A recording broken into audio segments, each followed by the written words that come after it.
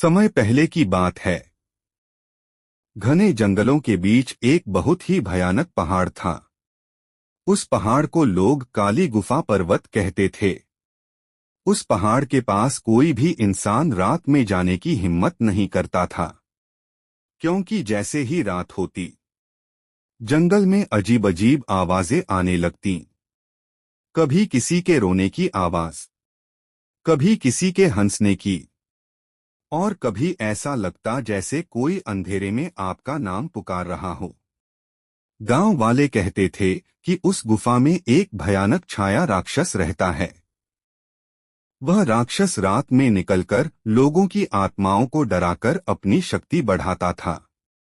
एक दिन गांव के कुछ लड़के जंगल में लकड़ियां लेने गए। उनमें से एक लड़का बोला, अरे जल्दी चलो, अंधेरा होने वाला है। दूसरा हंसकर बोला, डरपोक मत बन, भूत वूत कुछ नहीं होता। तीसरा लड़का मजाक में बोला, अगर भूत मिलाना तो बोलूंगा पहले सेल्फी ले ले भाई। तीनों हंसने लगे। लेकिन तभी जंगल में अचानक तेज ठंडी हवा चलने लगी।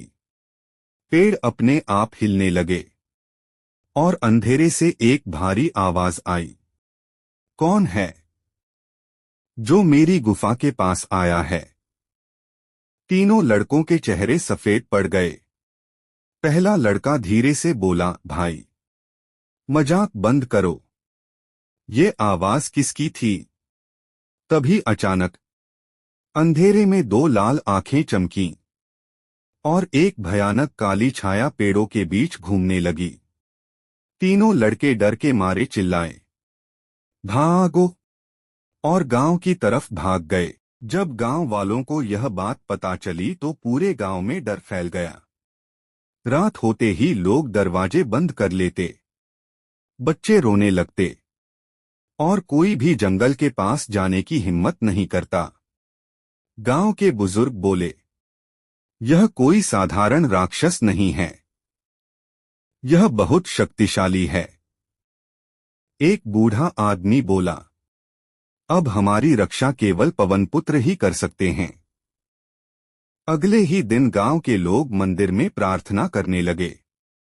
सबने मिलकर पुकारा, हे पवनपुत्र, हमारी रक्षा कीजिए।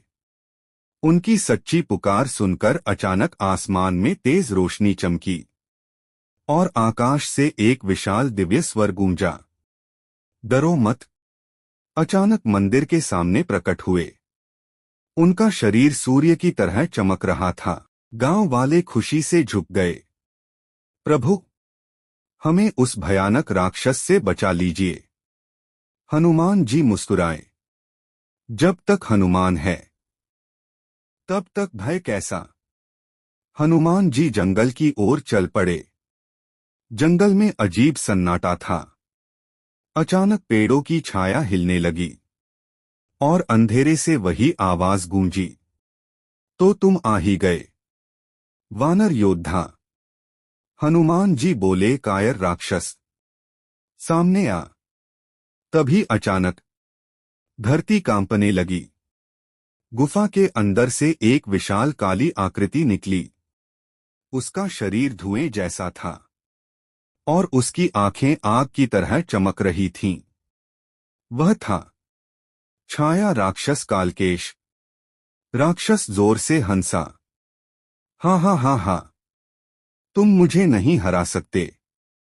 हनुमान जी शांत खड़े रहे। राक्षस बोला, मैं अंधकार से बना हूं और अंधकार को कोई नहीं मार सकता। हनुमान जी मुस्कुराए, लेकिन प्रकाश अंधकार को मिटा सकता है। अचानक राक्षस ने हमला किया। उसने काली ऊर्जा का गोला हनुमान जी पर फेंका, लेकिन हनुमान जी हवा में उछले और जोर से बोले, जय श्री राम। उनकी गर्जना से पूरा जंगल कांप गया। हनुमान जी ने अपनी गदा घुमाई और एक जोरदार वार किया। धड़ाम, राक्षस पीछे गिर गया। राक्षस गुस्से में बोला, तुम्हारी हिम्मत कैसे हुई मुझ पर वार करने की? हनुमान जी हंसकर बोले, अरे भाई, लड़ाई में फूल बरसाऊं क्या? फिर बोले, तू तो बहुत शोर मचा रहा था, सोचा जरा चेक कर लूं असली ताकत है भी या सिर्फ हवा भरी है। गुस्से में राक्षस ने अपना आकार और बड़ा कर लिया। अब वह पहाड़ जितना विशाल हो गया।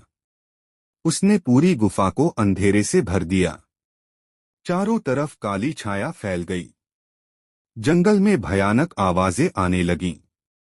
राक्षस बोला, अब देख मेरी असली शक्ति। हनुमान जी ने अपनी आंखें बंद कीं और श्री राम का स्मरण किया। अचानक उनका शरीर विशाल हो गया। उनका रूप पर्वत से भी बड़ा हो गया। उनकी गदा बिजली की तरह चमकने लगी। हनुमान जी बोले, अब खेल खत्म। राक्षस ने काली बिजली फेंकी, लेकिन हनुमान जी ने उसे हाथ से रोक लिया। फिर हवा की गति से उड़कर राक्षस के पास पहुंचे और जोर से गदा घुमाई। धाम! राक्षस जमीन पर गिर पड़ा। वह चिल्लाया, नहीं, यह संभव नहीं। हनुमान जी बोले, अहंकार का यही अंत होता है। हनुमान जी ने अंतिम वार किया। उनकी गदा से तेज प्रकाश निकला और उस प्रकाश में राक्षस की छाया जलने लगी। कुछ ही क्षणों में वह भयानक छाया पूरी तरह खत्म हो गई। जंगल में फिर से शांति फैल गई। हनुमान जी गांव लौटे। गांव वाले खुशी से झूम उठे। सबने एक साथ जयकारा लगाया, जय बजरंगबली। हनुमान जी बोले, जब भी संकट आए, साहस और सच्चाई का साथ मत छोड़ना। यह कहकर हनुमान जी आकाश में उड़ गए और गांव फिर से सुरक्षित हो गया।